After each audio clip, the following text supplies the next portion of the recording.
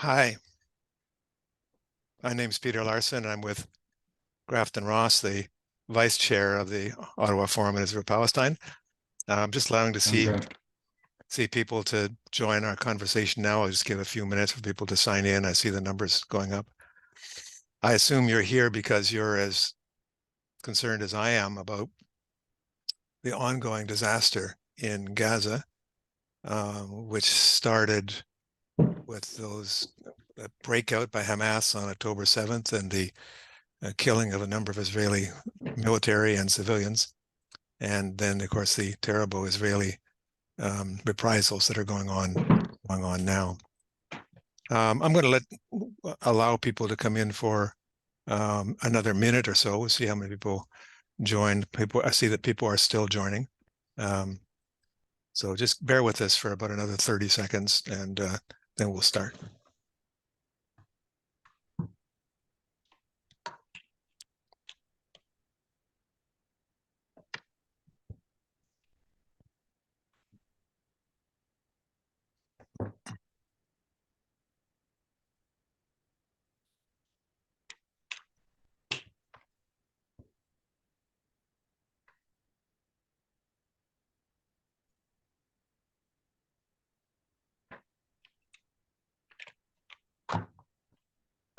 Okay, it's 7:31 now. It's going to be 7:32 in a second. So we'll start now. Thank you, everybody. Thank you for agreeing to spend an hour and a half with us on this very painful topic. I've been to Gaza a number of times. I know a number of the people whose families have been killed. A couple of my friends, I don't know if they're killed. I know that they no longer respond to WhatsApp, and so I worry about what may be the case. We are broadcasting this, of course, from Ottawa on unceded Indigenous territory. The way this will work today is that for the first half hour or so, I will do a little bit of a background. I assume that many people on this call are quite knowledgeable about the Israel-Palestine question, but not everybody. So with your forbearance, I will cover some ground that maybe is already familiar to you. And then afterwards, we'll spend the last hour on a Q&A, and I hope that you bring lots of questions to the discussion today. To do that, I'd like to encourage you to use the Q&A function.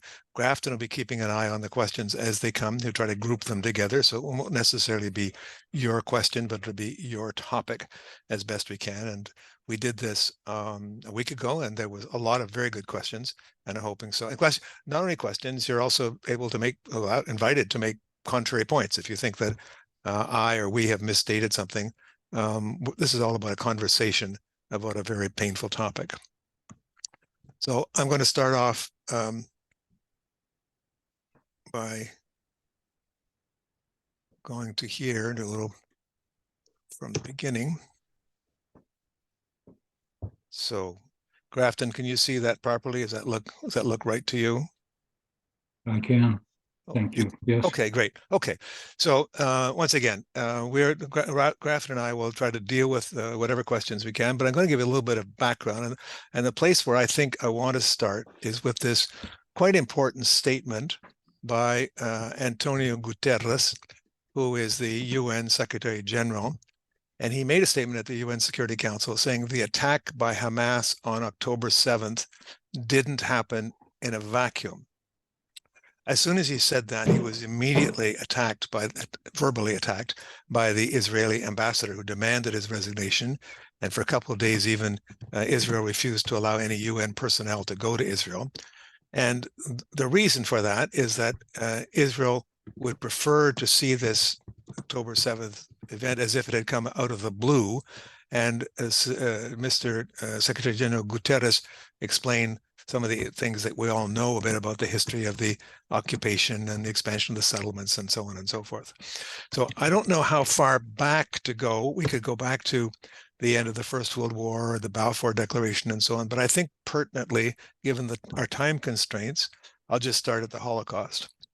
And of course, we know the Holocaust was this terrible event which killed at least 6 million Jews, leaving 1 million or so Jews, and the Allies with a bit of a problem about what to do with the Jews. And the problem was that we didn't want them.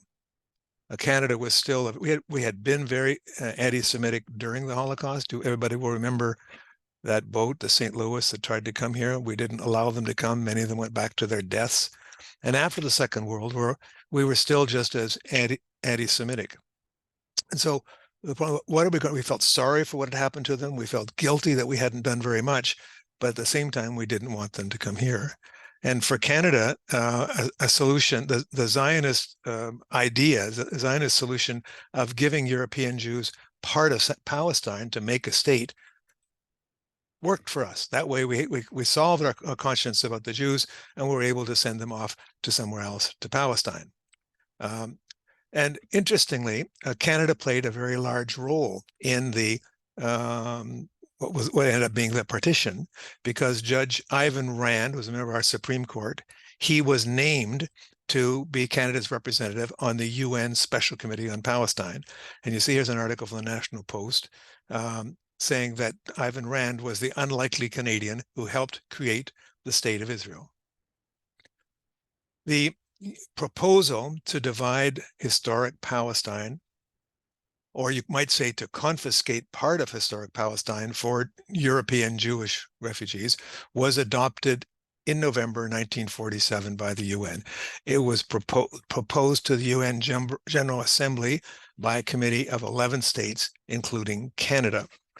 Now, take a look, for those of you who might not have seen it before, this map on the left shows the part in the orange. I think I can show here with my cursor, I think. That is the part that was to be a part of the new Jewish state. The outside boundaries here are what was British Mandate Palestine. The yellow was to be the new Arab state. And in fact, some people don't know that actually the proposal was to divide Palestine in three: a Jewish state, an Arab state, and Jerusalem. And you can see it says there UN administration. The idea was to put Jerusalem under UN control. So overall, it gave 55% of the land of Palestine to the new Jewish state and left the Arabs with 45% of it. But there was still a problem.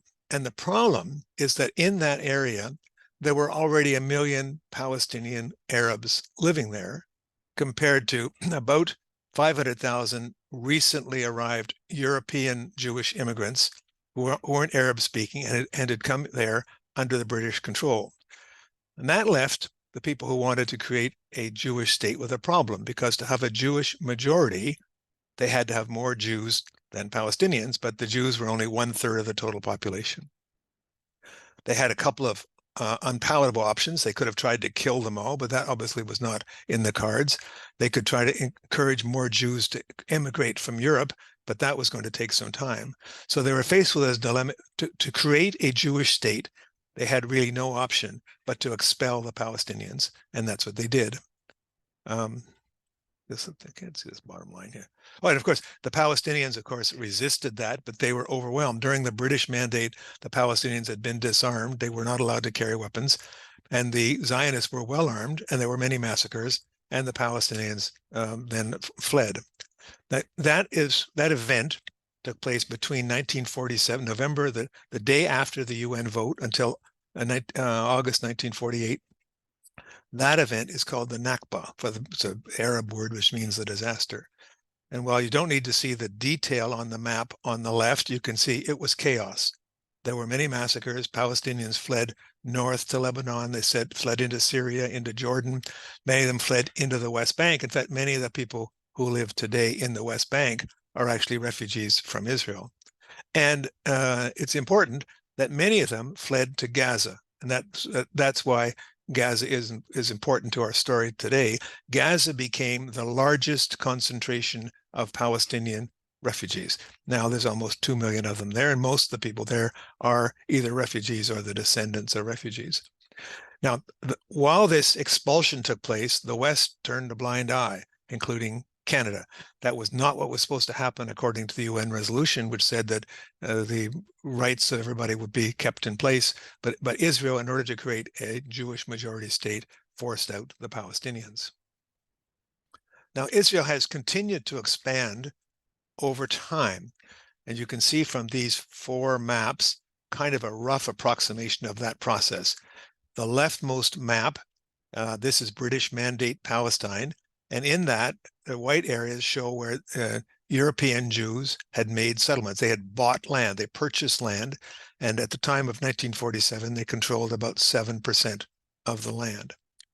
The next slide is the UN proposition, the one that we saw in an earlier slide, which gives 55% of the white here to Israel and 45% to the Palestinians, including the area down here to be Gaza, and it shows the Jerusalem as a cutout. Now, some of the Jewish groups agreed to that. Many of them did not agree with that. Many of them wanted to take over the whole of Palestine. In fact, some even wanted to take over Jordan as well. So the Palestinians were expelled, and there was considerable fighting after 7 months after the UN declaration. Israel declared itself a state. There was more fighting, and the boundaries are the ones that you see in the third panel. That's what basically came when the dust settled in 1948. Now, this map is a bit misleading because it says Palestine here. In fact, in 1948, this was actually under Jordanian control, and this part under here was under Egyptian control. But this was the area that became recognized as Israel. Then after 1967, Israel expanded more and took over the whole shebang, leaving Palestinians with these little dribs and drabs in the West Bank and leaving Gaza intact. Now, of course, Palestinians have resisted their dispossession from the very beginning.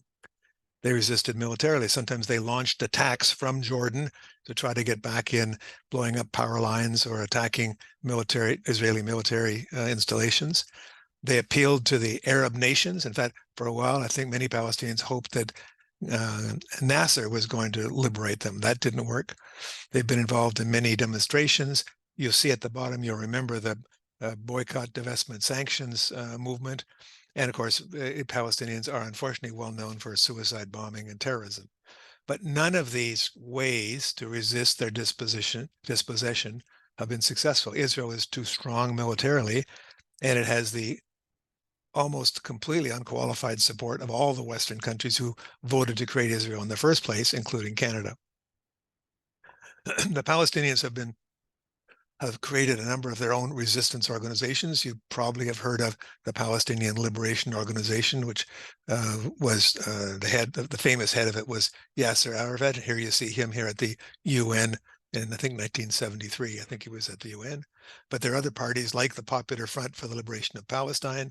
There is Fatah. Now, Fatah is a political party and was a member of the PLO, and Yasser Arafat was the head of Fatah. Of course, he's no longer alive. The current head of Fatah is Mahmoud Abbas. But there are other parties like Islamic Jihad and Hamas. So I brought you to why Gaza is so important, and now I brought you to Hamas.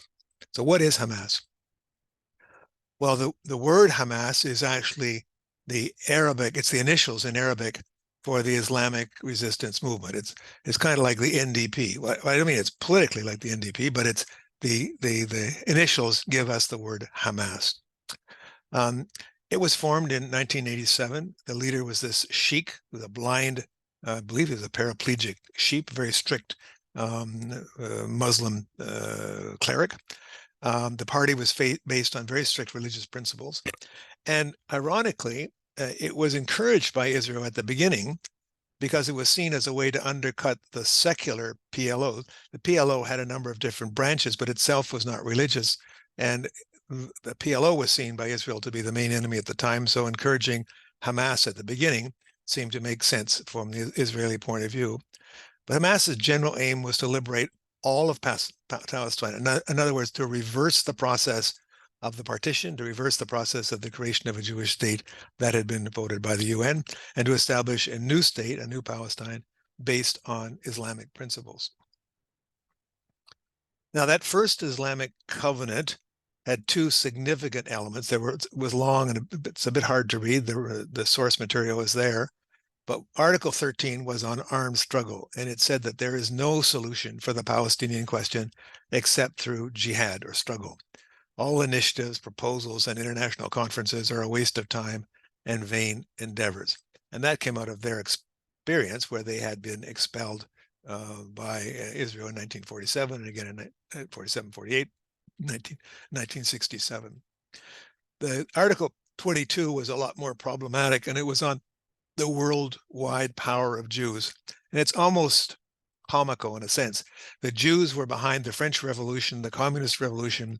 With their money, they formed secret societies such as Freemasons, Rotary clubs, the Lions, and others in different parts of the world for the purposes of achieving Zionist interests. I think for most of us on the call, that sort of is reflects their ignorance, their lack of understanding of Western society at the time. But in 2005, in other words, about 15 years later, Hamas announced a change in strategy. They said they would no longer use only armed struggle, and they said they would engage in Palestinian elections, which are scheduled for 2006. Now, that was George Bush's initiative. George Bush was pushing democracy around the world. He was fairly confident that their candidate, Mahmoud Abbas, would win. And so a number of Western countries, including Canada, sent international observers. And the Hamas slogan was reform, in opposition to the claims of corruption of Abbas's Palestinian Authority. However, to everyone's surprise, maybe not to Hamas, but certainly to Bush's surprise and to Israel's surprise, and in fact, to Stephen Harper's surprise as well, Hamas won a majority. Now, this is interesting because look at the map on the right-hand side. That shows, I don't think they call them constituencies, but you can see the ridings. We have here that's the West Bank, and there's Gaza. The green are the ridings or constituencies that were won by Hamas, and the yellow are the ridings that were won by Abbas. So you see in Gaza, he had 1 out of 5, and in West Bank, they won a couple here, and I guess there was one that was contested. As Time magazine indicates, it was a landslide. Hamas won a stunning victory, and Bush and the Israelis were shocked and refused to accept the choice of the Palestinian electors. In fact, what they did is they encouraged Abbas to ignore the election results, and Abbas continued to rule. So something I should have explained, the Palestinian elections were done like the French elections. There's a separate election for the president and for the legislature. So Abbas had won as president a year before, but he got roundly defeated in the legislative elections in 2006. So Israel and the Americans encouraged Abbas just to keep on ruling and to not allow the legislature to convene. And in fact, that's what happened. The legislature was never convened. If you see on the left, the 132 seats in the Palestinian legislature. The green ones would have been Hamas, the yellow ones would have been Abbas and Fatah. Not only was the legislature not convened, by the way, that they have a beautiful legislative building in Ramallah, but I don't think anybody's ever been in it except for the workmen. It sits empty for 15 years. Many Hamas candidates were actually arrested. In fact, some of them are still in prison today.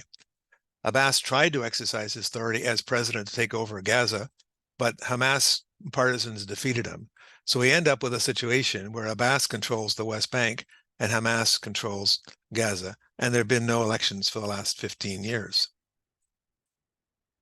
In 2017, Hamas rewrote its charter. This is significant, I think. Certainly, Patrick Martin, who was a Globe and Mail correspondent who went to Gaza frequently and talked to senior Hamas people, he thought it was very significant. The new charter eliminated that crude anti-Semitic, almost comical language of the earlier document, including a reference to the protocols of the elders of Zion. It specified that its fight was against the Zionist takeover of Palestine, not against Jews because of their religion. It also downplayed the Islamic religious nature, but it retained its right to use armed struggle if necessary. So then, at that point, starting in 2006, Hamas was the government of Gaza. So what was the situation? Well, there are about 2 million people who live. I say it was probably 1.6 at that time. It's 2 million now. Gaza is a very small place. From one end to the other, it's about 40 kilometers. across it's about 5 kilometers across. So it's actually 15% of the total territory of Ottawa, but with at that point 1.6 million, now 2 million people. It's surrounded by this impenetrable fence, barbed wire fence, with cameras on it, automatic guns, soldiers patrolling it, completely impenetrable, or at least so the Israelis thought until October 7th, when they found out it wasn't impenetrable at all. It's very, very poor.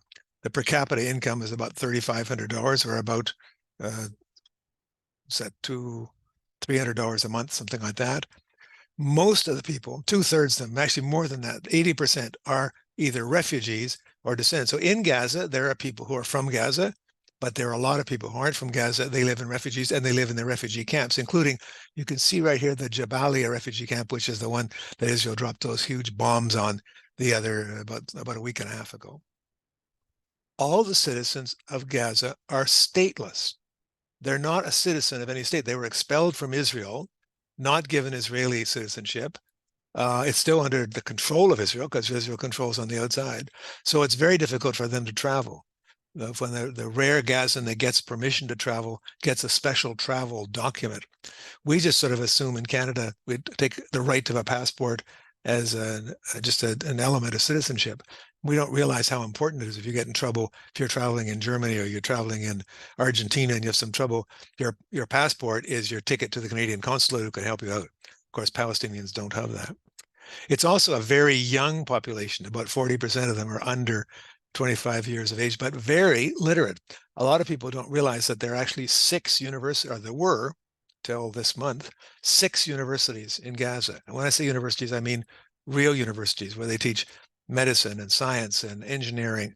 One of my good friends is a professor of English literature. He teaches at the Islamic University of Gaza.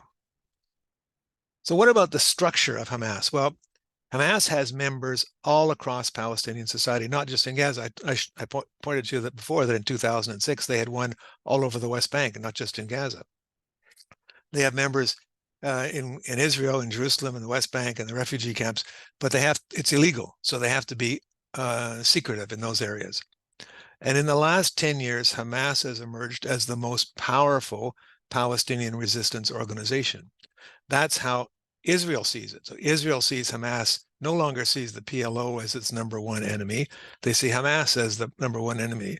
And actually, that's the way most Palestinians see it too. They see it as their main way. They see that the PA in the West Bank is unable to stop the growth of settlements and so on. So they see Hamas as their most consequential resistance movement.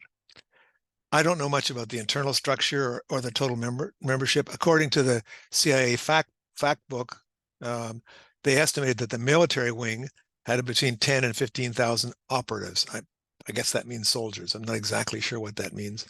And the political wing, of course, Hamas forms a government. They have to provide normal government services like education, health, police, water, sewer, and so on and so forth. And here's a picture here on the right of the flags. Wearing Hamas is illegal. You can be arrested for being a member of Hamas in the West Bank. It's forbidden. The flag is forbidden anywhere, but in large demonstrations, you often see the green flag of Hamas being shown. In 2018, Hamas decided to try another tack, and it was the Great March of Return. This was massive civil disobedience, almost Gandhian-like. They organized, encouraged tens of thousands of people to come to the fence. You can see the picture up here on the left, to come to the fence, demanding the right of return, and assuming that the Israelis would not dare shoot hundreds of people because the West would be furious if they would do so. Unfortunately, that turned out not to be the case. The Israelis did shoot a lot of people. They actually killed 205 of them using snipers, and another 20,000 were injured, and half of them actually were injured enough to go to the hospital. Some of you may remember Canadian doctor Tariq Lubani, who was shot in the knee, and that was the only time Prime Minister Trudeau spoke out about it. Otherwise, the West paid no attention to this attempt, a Gandhian kind of attempt at massive civil disobedience. So that leaves Hamas with a strategic dilemma. After 75 years, the Palestinian refugees still want a solution. They want an end to the blockade that they're in, and they want the right to return to their homes. And every year, the conditions in Gaza get worse and worse and worse.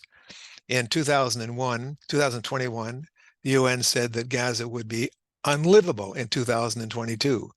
What does that mean? Well, the water is undrinkable. There's uncontrolled sewage effluent. The electricity is intermittent. The land is polluted. There are food shortages. There's a growing health crisis, not only uh, diseases, but also psychological diseases. People grown up having been subject to a military attack over and over again. One thing that I found just quite disconcerting when I was in Gaza is that continually overhead you've got Israeli drones just continually. You can hear them all the time.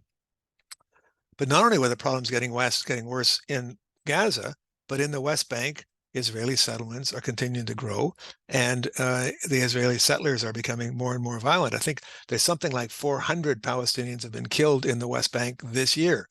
So while a lot was made about the 1,200 Israelis who were killed during that attack, I doubt that there are very many people on this call who know that 400 Palestinians have been killed in the West Bank.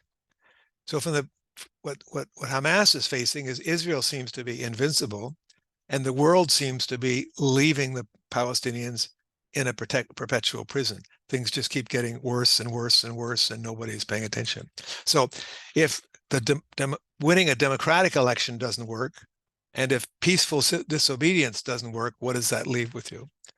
At least they can't really give up because the problems just keep getting worse and worse. So Hamas needed to find a way to make the world pay attention. And I think that's what was behind those terrible events in October 7th. So once again, I encourage you to put your questions in the Q&A.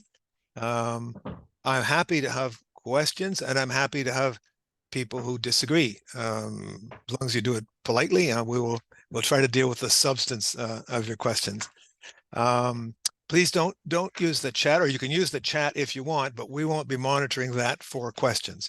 So if you want to have questions, please put them in the Q&A. And Grafton, have you got any questions yet? Yes. Yes, the questions are coming in, and please bear with me. I will occasionally rephrase questions or group them if I see commonalities between them. So if I don't ask your question exactly as you posed it, that's the reason why. To get us started, what do you think, Peter, are Israel's objectives at this point? What do you think they're trying to achieve at this point? We're now, what, almost 6 weeks into this? Right. And 11,000 people killed, and apparently the soldiers are in Al-Shifa hospital. Well, first of all, we'll go what the Israeli government says its intentions are. The Israeli government says its intentions are to root out, kill, smash, destroy Hamas, so that Hamas can never be a threat to Israel again. We see that they are quite willing to kill many, many civilians in the process of trying to crush Hamas. I'm sure they do want to crush Hamas. I absolutely believe them. The question that I would wonder about is whether that's all of their intention. It's hard to imagine that the landing of these huge bunker buster bombs in Jabalia, where one Hamas commander was alleged to have been, is the real motivation. And so we'll have to look to what other people say. There are a number of Israeli ministers who've been quite clear. Mr. Smotrich, for example, has said that Palestinians will have to either leave or be annihilated. The Palestinians have for many years been saying that they fear a second Nakba. Remember, the Nakba was that expulsion event in 1947-48. I must say that I never thought that would happen again. I said to myself that the Nakba happened at a time when there was no internet, there was no social media, We didn't read Gaza, Israel, Palestine seemed very far away. And furthermore, there was a lot of other things going on in the world, including the partition of India, Pakistan, and so on.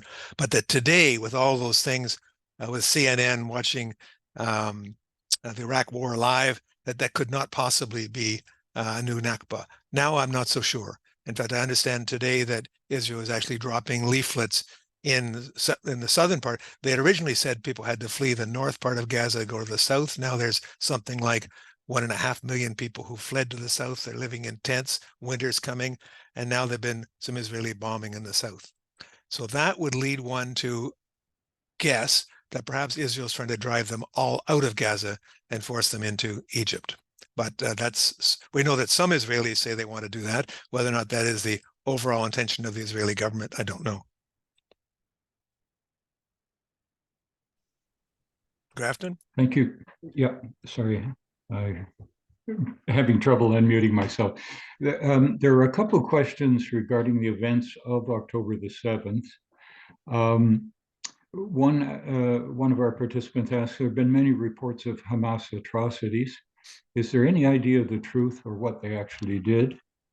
Another participant asked, it's been claimed that military groups from other adjacent countries, and we can come back to that, poured in after the barriers were breached by the Hamas military forces, and that much of what occurred in Israel happened at the hand of these other forces. What do we know about that? Well, we had this question last week, and Grafton, you and I worked up a couple of slides to try to address that question. Do you want to do that now? Do you want to take? Yeah, sure. Okay, so I will share screen again. And there we go. Share. And yeah, okay, there we go. So what we know about that day is that there were three things happened that day. There was a military operation undertaken by Hamas and Islamic Jihad, which targeted Israeli Defense Force installations. There was a massacre which took place, completely uncontrolled massacre. And then there was a response from the Israeli Defense Forces trying to regain control of events. Peter has put up a slide now that shows the location of the various military targets. First of all, you can see the Eretz checkpoint at the north, and maybe you can point to that. Yeah, so this is the way that I would come in and out of Gaza when I would do that. It's like a big airport there, but it's also a military base. Yeah. So this is where the military maintains control of everyone who enters or exits Gaza. Secondly, they attacked the Nahal Oz military base, which is right on the border of Gaza. This is a base from which the Israeli forces conduct occasional sorties into Gaza itself to maintain what they have as a cordon sanitaire, about a 200 to 300 meter wide strip of land on the inside of Gaza. And their third target that day, their third primary target that day was the Reim military base, a little further inland and a little further south. This is the command headquarters of the Gaza Military Command. And this was probably their primary objective that day. Fighters, and we're told they numbered between 1,200 and 1,500, but nobody really knows. They obtained those objectives very quickly. They overran those three military bases. It's estimated that at least 340 Israeli soldiers and officers and intelligence officers were killed, according to reports, and an unknown number were taken back into Gaza as prisoners. According to Israeli military reports, by 10:30 a.m., that is within 4 hours of the operation beginning, most of the fighting forces, the Palestinian fighters, Islamic Jihad and Hamas, had already left the area and returned to Gaza. What happened after that was an uncontrolled melee of other armed groups, unaffiliated individuals, onlookers who flowed into Israel from Gaza through the openings in the fence that the fighting forces had created. There were massacres. We have video evidence of Hamas fighters in uniform actually killing Israeli civilians. We have videos of Palestinians taking civilian hostages back into Gaza. Those are both clearly war crimes.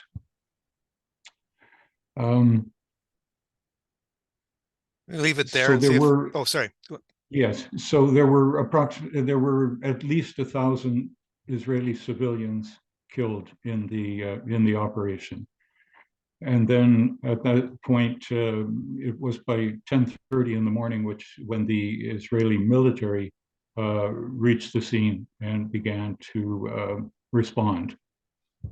And if we can leave it there if you like. Well, Yes. just there's the one other point that the question is, how did all those Israeli civilians died? That was one question that was sort of who killed them?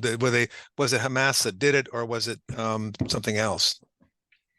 Well, what we have is an Israeli military report that the fighting forces, the Palestinian fighting forces, had for the most part returned to Gaza, so that this was other Palestinians who flowed into Israel, picked up discarded weapons, and went on a rampage. The Israeli military then responded. The first military response was a fleet of Apache helicopters. They had not been given any instructions, and they, by their own account, started to open fire on any person or vehicle they saw heading in the direction of Gaza, and freely admitted that they were firing indiscriminately. We have an eyewitness report of an Israeli civilian who lives in Kibbutz Be'eri, and forgive me if I'm pronouncing that incorrectly, but she was was being held hostage in a house in that kibbutz. She estimated there were 30 or 40 other hostages there with their captors. One of the captors took her outside to negotiate with the Israeli forces. Clearly, they were trying to negotiate a way of getting back to Gaza. That did not happen, and the Israeli civilian reported that an Israeli tank actually fired upon that house twice, with people and with hostages and captors together inside. Can we wind it up so there? that's what we know. Yeah. That's what we know about what happened that day. Okay, thanks, Grafton. Thank you. If more questions come back on it, we can deal with it. But I want to make sure lots of other people get to ask questions as well. Thank Yes, you. indeed. We have a couple of dozen questions now. One housekeeping question. Will the slides be made available, and will a recording of the webinar be made available? Yes to both. Yes to both. Yeah. Why did Hamas not call an election since the election of 2006, rather? Why have they not called an election? Actually, there was an election proposed in 2000, and Grafton, you can remind me, the year 2021, I think. That was called off by Abbas because I think it was pretty clear they weren't going to win. So Hamas probably would have won that election at that point. And Abbas found a reason to not hold the election, but arguably the real reason is that his prospects didn't look very good. Okay. And to underline, President Abbas is ruling by decree and is now in the 20th year of his 4-year term. Right. One participant asks, what can we believe? Are there really tunnels under the Al-Shifa hospital? Were children beheaded by Hamas? Is there really no electricity in Gaza? Is Israel out to completely obliterate Gaza? What to believe? Well, there are several different data points there. I think that talk about beheading of babies came out and then was walked back. There was no evidence for it. However, these things take a life of their own, travel around the social media, and so they continue to exist. There's no doubt, I don't think there's any doubt that some Palestinians, whether they Hamas or Islamic Jihad or other, did shoot Israeli civilians. Whether they shot babies, I don't know. The second question, there were several pieces of the question. One has to do with electricity. I was in Gaza in 2018, and even then, Israel metered out the electricity. So what Hamas had to do was give it one sector would get electricity for 4 hours, and then it would lose electricity in another sector. So frequently, I went to the house of one man. He invited me to supper, but we had to eat using our cell phones as a flashlight because there was no electricity there. I was staying in a relatively upstate, right near the Shifa Hospital, which was up until now had not been bombed at all. But even then, the electricity was off and off when I came back to my hotel room at night. So I had to use my cell phone to walk along the streets because they were a little bit rough. The hotel, for example, and like lots of establishments, have generators. So I had electricity in the hotel, but people generally couldn't have access to electricity like we had. Similarly with water. There was, even though it was a relatively mid-scale hotel, the water coming out of the tap was totally undrinkable. It was very, I tried even once to wash my teeth with it. I didn't want to, so I had to buy bottled water. There were some other, about the tunnels. I absolutely do not know if there were tunnels under Al Shifa Hospital. I will say that I've seen some recent Israeli videos just today, walking around in the hospital, claiming it was a command post, but really what they showed me was a computer and two bags with guns. So it was not exactly a communications hub that you might imagine. I would say maybe there were tunnels under the hospital, and maybe they weren't. I mean, Hamas was under, as they said, there were drones flying overhead all the time. Hamas is trying to keep out of the sight of the Israeli drones. And a hospital would be a place where there's lots of people coming and leaving, and so that would be a way to camouflage your activities. But I absolutely do not know the question about whether or not there are Hamas people under the Shifa Hospital. I wouldn't, if I were trying to protect myself, I might do that as well. So, but I don't know the answer to that. Okay, another question which perhaps dovetails with that.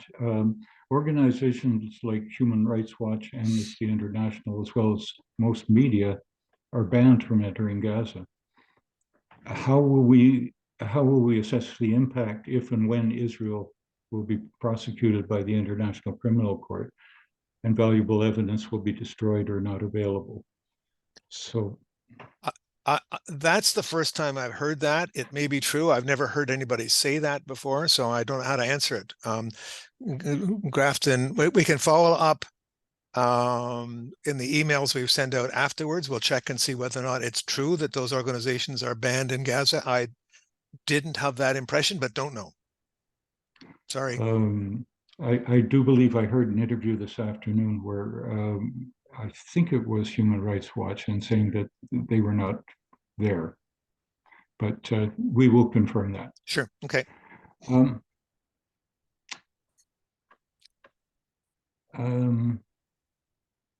Sorry. What are the responsibilities of the occupying power to those it controls? As an occupying power, does Israel have, as they claim, the right to defend itself from those who it's supposed to defend? I think that the obligations of the, I'm not very strong on the law here. The occupying power has set the certain obligations under the Geneva Convention. They're not allowed to bring people in. They're not allowed to move people around. They're not allowed to build buildings, not allowed to extract natural resources. Graphs, and you can probably add that to me. But the issue here is whether or not an occupying power is able to use force against the occupied who are trying to resist. And the answer to that is no. occupied peoples have the right to resist. So when Israel says it has the right to defend itself, it's playing a little bit loose with the law. If Israel is a member of the United Nations, if Israel were to be attacked by Iran, or if it were to be attacked by Argentina, it would absolutely have the right to defend itself. And actually, as a member of the United Nations, Canada would have to support Israel's right to defend itself. But when Israel is facing something quite different, it's a revolt of occupied peoples, and Israel cannot invoke the right to defend itself. In Israel acts and talks as if Gaza were a separate country. The people in Gaza are from Israel. Israel controls that area, and so it doesn't really apply. Grafton, correct me if I'm misreading it, but that's my understanding of the essence of international law. That's how I understand it also. Thank you. Two related questions, which I think I can deal with. Do we know what proportion? Do we know what proportion of the victims of October 7th were military versus civilian? And do we know how many of those victims were actually killed by Israeli action? What we know from reports that 1,400 Israelis in total were killed, and that 340 of those 340 Israeli military personnel were killed. Grafton, So 1,000 civilians and 350 military. I noticed this week that Israel is now talking about 1,200 killed. They never said what the difference is, but that's now the number they're using, not 14 anymore. Aha. Okay. Don't know why. And we don't have any idea how many of those victims were killed by Israeli action. We do know that those 1,500 Hamas soldiers were engaged in battle for a while, so that there was fierce fighting for a while.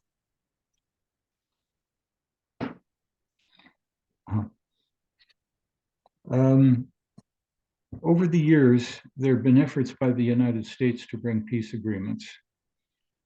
The participant asks, when I bring this up, people say that the Palestinians refuse to come to the table or would not accept reasonable solutions.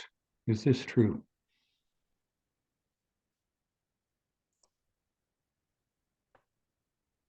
Well, let's see. I guess it partly depends on what you consider to be reasonable. The most famous of the two-state solutions deal was what is called the Clinton parameters.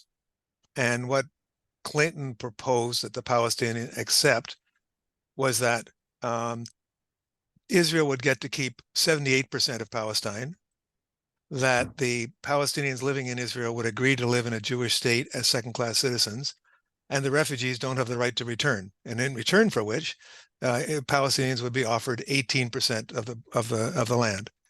Now, Clinton thought that was a reasonable deal. Most Palestinians didn't think so.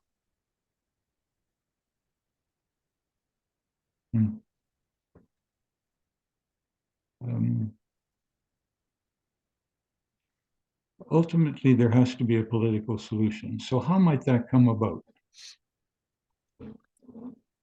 Negotiated settlement, I imagine, but who would the participants be?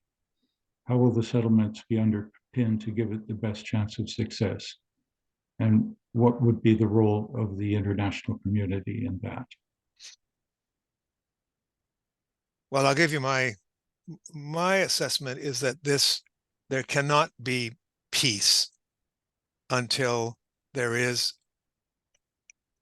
a recognition by Israel that what they did to the Palestinians in 1947 was wrong, and there need to be a truth and reconciliation process.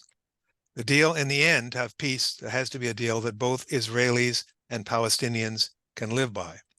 Right now, Israel doesn't really need to give up very much at all. It has the complete backing of the United States, and so there is no pressure for there to be a solution. But a final solution, one that lasts a long time, has to be based on equality. The notion that there be a Jewish state where Jews have more rights than others and are able to keep people excluded because they're not Jews, or keep down because they're not Jews. This is never going to be something that people are going to accept. It just won't happen. There will always be resentment.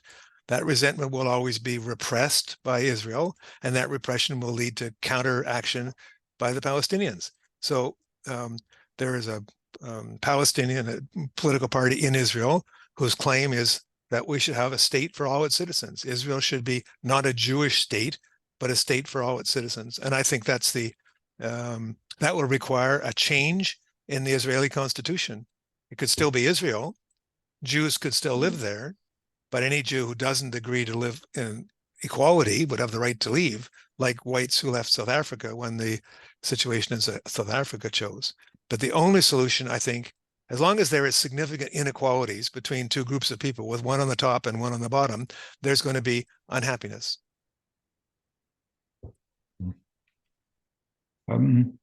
You've said that Hamas is responsible for governing Gaza, including water, sewage, infrastructure, and so on.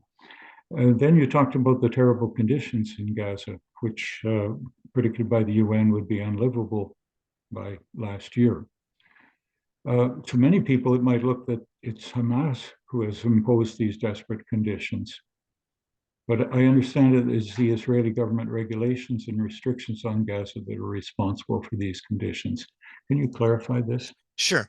And I hear this question or argument a lot. First of all, Israel controls everything that goes in and goes out. In fact, for a while, they actually had a literal calculation of calories per day. They wanted to put all Palestinians on a starvation diet, where they allowed into Gaza just the amount that would allow people, I can't remember, 1,500 calories a day. I don't know what the number is, but it was actually a literal calculation. So Israel controls all the goods coming in, controls all the goods going out. Palestinian fishermen, fishing used to be a significant part of their income, but those fishermen are limited to going out 3 kilometers. If they go more than 3 kilometers out, they will and get shot, and do get shot by the Israeli military, and sometimes the Navy, and sometimes they get shot even if they haven't gone 3 kilometers. There was an airport, Yasser Arafat airport in Gaza. It was bombed. So there's no port, there's no airport, and the only way in and out are to the areas, well, the several crossings controlled by Israel and one crossing controlled by Egypt. So then Hamas has the responsibility of trying to manage this under conditions of extreme scarcity. And of course, that means that there are people who are unhappy. Why does my neighbor's street get repaired and mine doesn't? Or why does my uncle's school better than this? That, of course, happens in every society. But Hamas is responsible for trying to manage under strict conditions of limited resources. I happen to know, I was at the Islamic University of Gaza, where I met a number of professors who were members of Hamas, and they all worked on half salary so that the university could function. And in general, people think of Hamas as being kind of like worker priests, quite austere, but quite dedicated to the objectives of the recuperation, their liberation of Palestine. Thank you. One of our participants confirms what I thought I heard on the radio or on television today, the interview with Human Rights Watch, and they confirmed that they're not allowed into Gaza. Okay. Sorry. Okay. Is what Israel doing meeting the threshold for genocide or apartheid? Can the International Criminal Court do anything to intervene? When will these determinations be made? And why are foreign governments, there are a lot of questions packed into this one, why are foreign governments incapable of calling for a ceasefire? Okay, let's do one or two at a time. On the question of, so is genocide. Okay, so I'm going to defer to my head of research, who's well versed in this, but I'll say the OFIP position is that we don't really care whether you call it genocide or mass murder or extermination. It's very bad and should be condemned. But Grafton has done a little bit more research on this, and maybe you can tell us what what you found. Okay, yes, I certainly can. Just give me one moment. Yes, so I would say that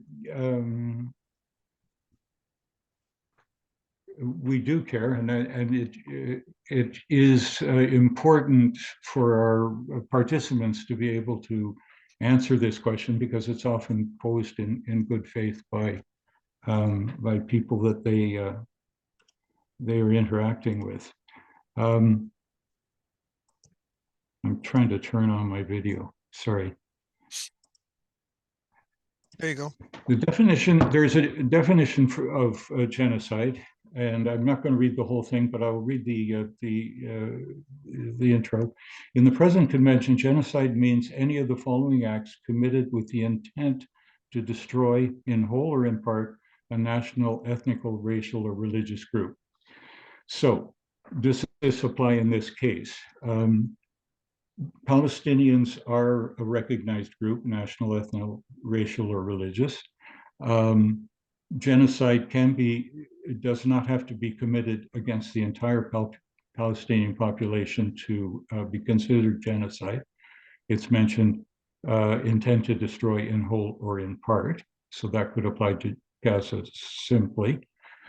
Genocidal acts are killing members of the group, that is happening, causing serious bodily or mental harm to members of the group, or deliberately inflicting on the group conditions of life calculated to bring about its physical destruction in whole or part. So these would qualify as genocidal acts.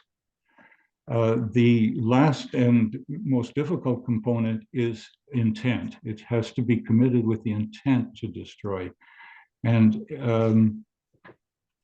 so for that, we can look at statements that have been made by Israeli leaders. We can look at what one Israeli minister in the governing coalition said just a couple of weeks ago. He said, "We're now rolling out the Gaza Nakba. From an operational point of view, there's no way to wage a war, as the Israeli army seeks to do in Gaza, with masses between the tanks and the soldiers. Gaza Nakba 2023. That's how it will end." Israeli President Isaac Herzog said, "It's the entire nation out there that's responsible. It's not true, this rhetoric about civilians not being aware, not involved. They could have risen up. They could have fought against that evil regime, which took over Gaza in a coup d'etat." So here is the president of Israel saying that the entire population of Gaza is responsible. Defense Minister Yoav Gallant, this is the Israeli minister in charge of their army, their defense forces. "I've ordered a complete siege of the Gaza Strip. There'll be no electricity, no food, no fuel. Everything's closed. We are fighting human animals, and we're acting accordingly." I could go on. There are dozens of statements like this, including one from a minister who declared that nuking Gaza is an option. So, Okay. So I think there are, I'm not a lawyer, but if I were one, I would say there's a prima facie case for a prosecutor to carry this forward. Yes. Thank you. Thank you. We got another question there, Grafton? How many? Yes, we're probably beyond our time now. So tell me how many more? Oh, no, I think we're One okay. or It's two only more? 8:30. We can go for another 20 minutes or so. But I'll keep an eye on Okay. when the numbers start dropping. People will vote with their feet. So there seems to be lots of Okay. questions. One participant asks, is the Hannibal Doctrine still an active policy in Israel? How many prisoners are in Israeli prisons? How many are women and kids? What degree, there are many questions here. What degree of negotiation has been offered by Hamas to free the hostages? And does Israel take mass prisoners just for future hostage exchanges as needed? So we've got a question about Hannibal Doctrine and a question about negotiations over hostages and strategies and tactics the two sides are taking. Well, we know the history of this is that there was Israeli soldier was captured by Hamas, 7 or 8 years ago, and there was protracted negotiations, and he was eventually traded, and several thousand, more than 1,000 Palestinians got liberated from Israeli jails. In fact, I met one in Gaza, the head of the Palestinian Prisoners Committee. My understanding is approximately 4,000 Palestinians. There were approximately 4,000 Palestinian held in Israeli jails, although in the last month, another 1,700 have been rounded up in the West Bank. So the numbers have, I guess, have gone from 4,000 to 5,700.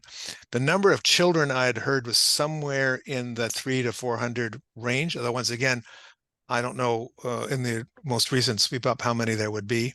And I actually don't know how many women there are. So one of the apparent objectives of Hamas in breaking through breaking out, capturing Israeli hostages and bringing them out was to be able to trade them for people who are held in Israeli prisons. Now, one question might be, well, is it really hostages the same as prisoners? Well, that's a good point. Although many of the people, particularly those in the West Bank who are taken prisoner by Israelis, are never charged. They can be held indefinitely. So there's not really the legal process. So it's very close to being Palestinian hostages.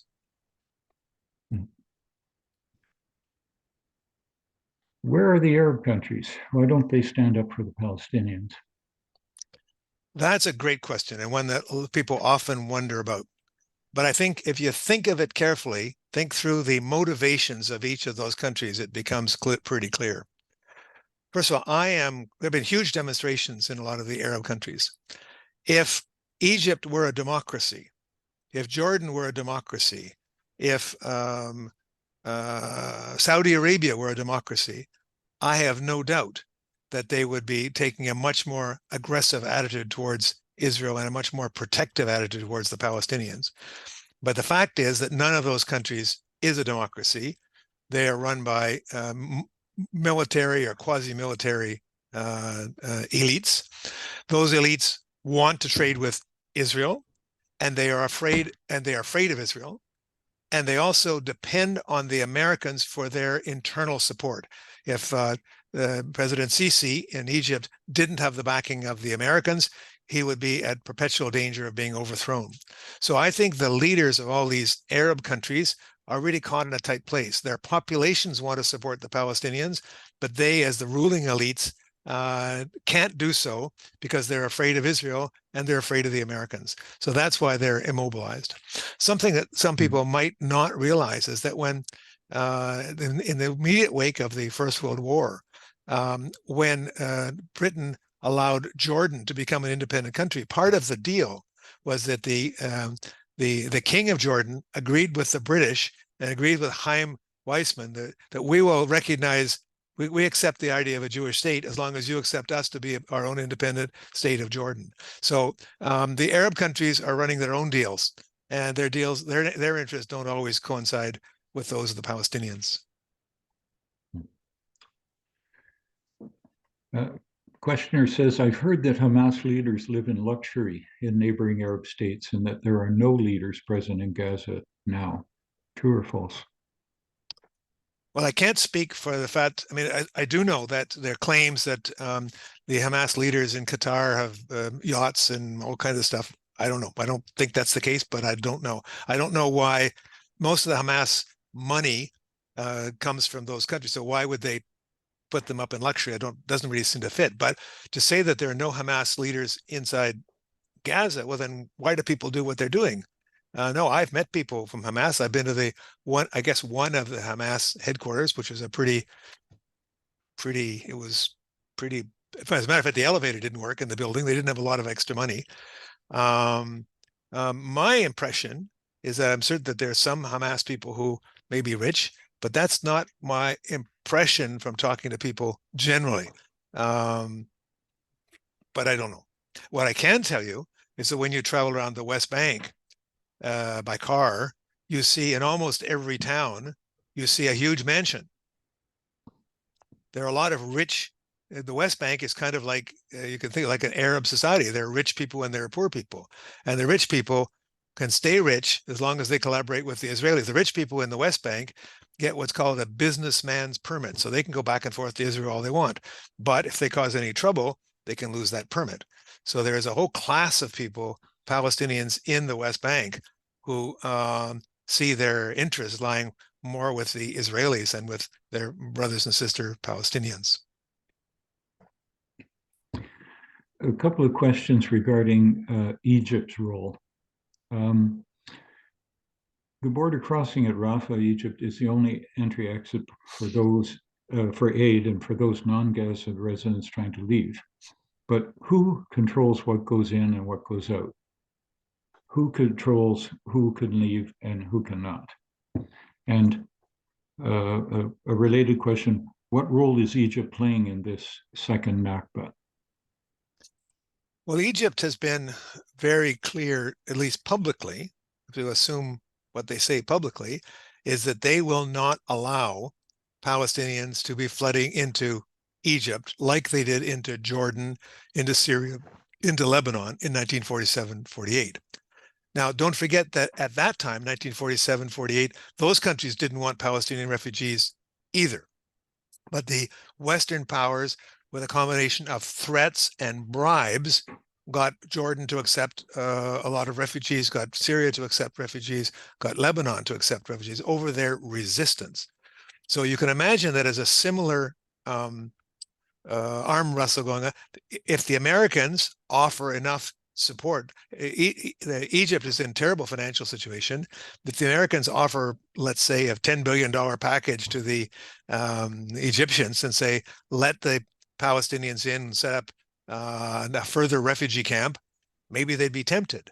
But at the same time, Egypt is very concerned about it because Egypt just did a coup throughout the Muslim Brotherhood.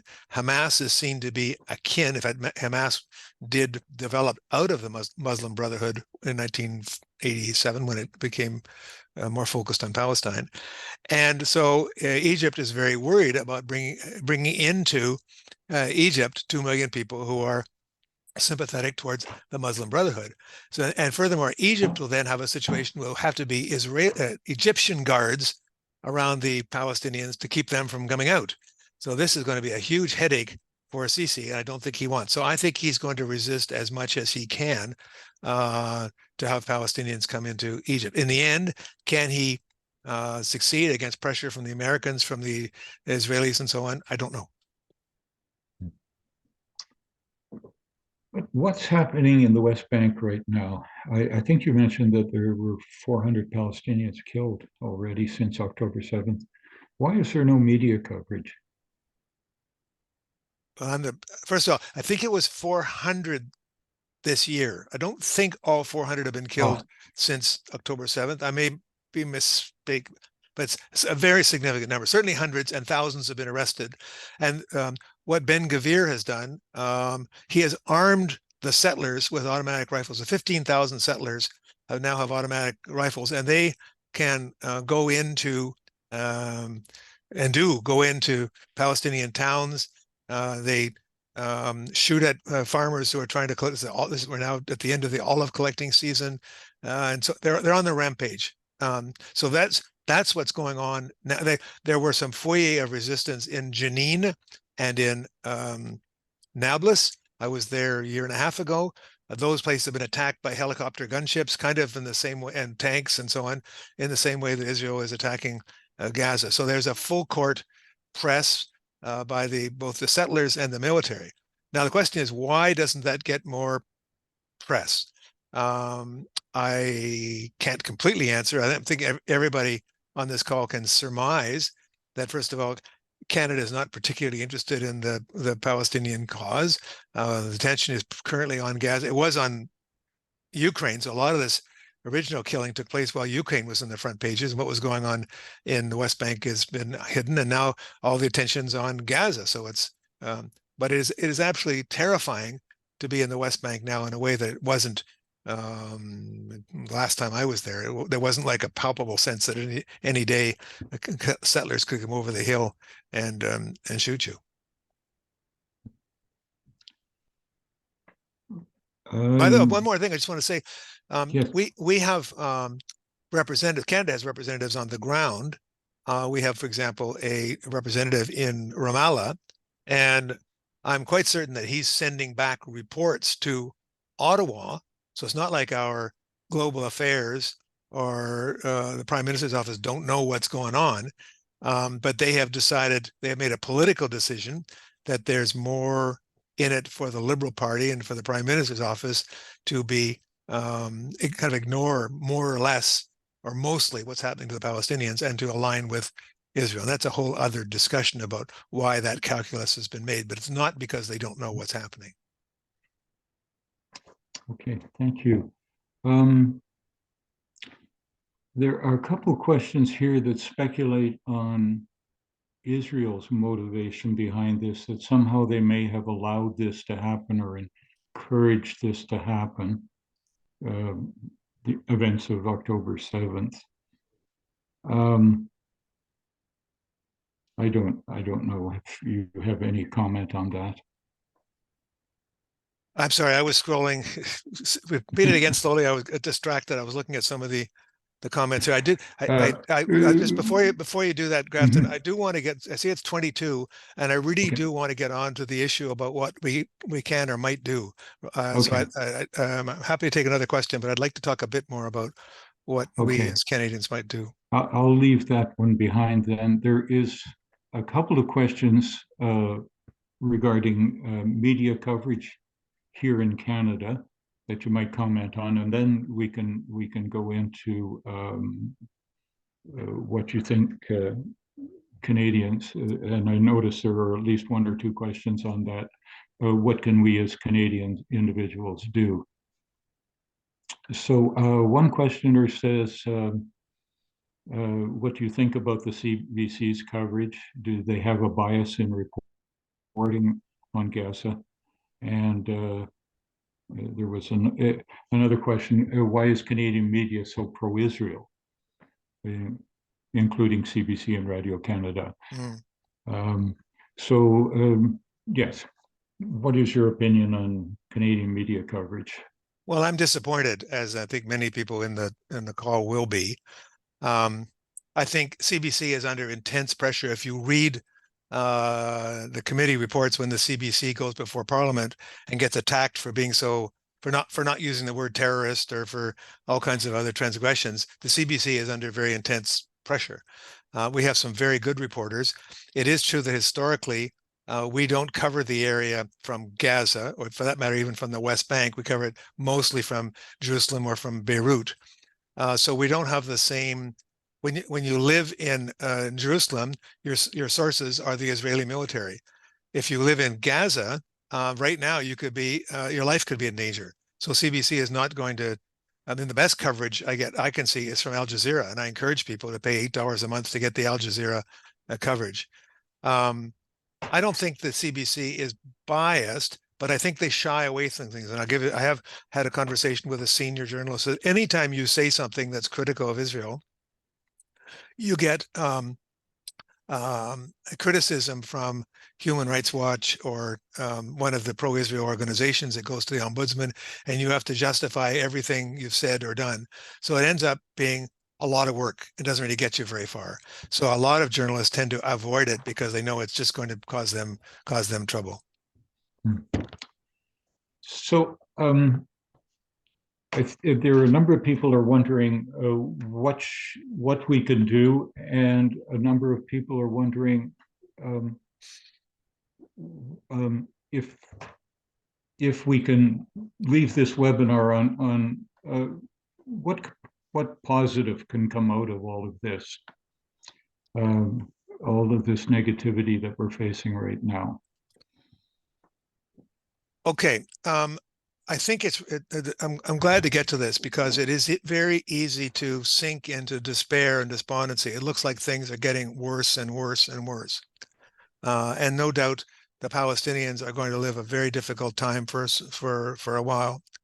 However, There is rising opposition in the United States. You have a number of U.S. officials have signed a letter protesting Biden's policy. You've got some very courageous American Jews have been very, very active. There have been huge demonstrations in Washington and so on. And there have been demonstrations here's when American Jews have occupied the Statue of Liberty. So what can we do? And I think, first of all, you have to recognize that Canada has very little leverage on this. We don't have any troops. We don't have significant economic links to Israel. But Canada's voice is nonetheless important. And I think one thing, we need to put leverage on Mr. Trudeau to speak up. He did say something. He criticized something that Israel did. And right away, the Israelis got on him, and Benny Gantz phoned him and told him off and so on. We are in a titanic struggle for the hearts and minds of Canadians. Trudeau and his colleagues at the PMO are watching the polls. It is there was a headline in the Ottawa Citizen last week that Canadians support Israel but don't like what it's doing, or something like that. Most Canadians are torn. They sympathize with Israel, the Holocaust and all that, but they really don't like what Israel is doing. And I think we should be using our political rights as a Canadian to bombard Trudeau, copy your local MP, and maybe even more important, to dare to raise this issue with your friends and colleagues. Find out what they think. A lot of people aren't there. In Ottawa, there was something like 3,000 people at a demonstration. Well, that sounds big, but it's a city of 1 million people. It's a very small number of people. Politicians will respond to pressure. A lot of people don't know, don't understand. They're confused. I would also say, think about adding some alternative news sources to your normal. CBC is okay. CTV is okay. It doesn't cost very much to subscribe to Al Jazeera or the British publication, The Guardian, but you can become relatively better informed. I think this is so important that we get Trudeau to support a ceasefire, complete ceasefire. People are dying every day. I think there's something like 140 children. I may not have this number right. 140 children are dying every single day. Israel knows that its window is closing, and we need to close that window as much as possible. And there's another reason that I really want to emphasize from the beginning, and that is Canada is partly responsible for this. We're not just innocent bystanders. Our Ivan Rand proposed taking part of Palestine and giving it to European Jews. Canada has supported the state of Israel from the beginning. When the Palestinians were expelled, we didn't say anything. When the Palestinians wanted to join the International Criminal Court, we say, no, you can't do that. When there was an election, there were international observers that watched that election in 2006, and then it was overthrown. Canada did not say anything. In fact, that was Mr. Harper at the time. We've made it anti-Semitic to talk about boycotting Israel. Canada is with Israel all the way, and we have to say we had a responsibility in starting it, and I think we have a moral obligation to stop it. What is the moral obligation? It is not to eradicate Israel or annihilate Israel or kill Jews. Of course not. But we do have to say, whoa, this idea of creating a Jewish state where Jews can do anything they want and run roughshod over the local inhabitants, we shouldn't support that. We should be supporting human rights for everybody, Jews and Palestinians alike. Thank you very much, Peter. And my apologies to participants to whom I didn't get to their questions, but I think we covered many or most of the issues that our participants have raised. And I hope that the information that we've provided you this evening will help you in your conversations with your friends and colleagues and spur you into action on this issue. Thank you very much. Yeah, and thank you, Grafton, for joining me and adding some, as head of research, adding some detail. I echo what Grafton said. I think that we can be active. Canadians, we have the right to speak up. Do speak up. It's not afraid. You don't have to write a long letter to Mr. Trudeau. It just has to say support the ceasefire. He doesn't really read your letters, but he wants to know if 1,000 are on this side and 10,000 on that side. That makes a difference. So do that. I will be sending out an email to all of the people who register. We got up to 92 people, I think, at the top. I will be sending out an email to all of you who registered with a copy of this video. So you can share it with your friends if you want, and also a copy of the slides and some information about my own organization, the Ottawa Forum on Israel-Palestine. We are open to small donations. We are not for profit. Neither Grafton or I make any money on this. We have costs associated with belonging to Zoom and so on and so forth. So small contributions are very welcome. But the main thing is raise your voice, become informed. Canada can play a good role in this. We will play a modest role, but we can play a role. And I think all of us should do what we can. So thank you so much to everybody for joining us. Thank you for your questions. We will also follow up with any information we can get. We'll include that in the email as well. Thank you so much. Have a great evening.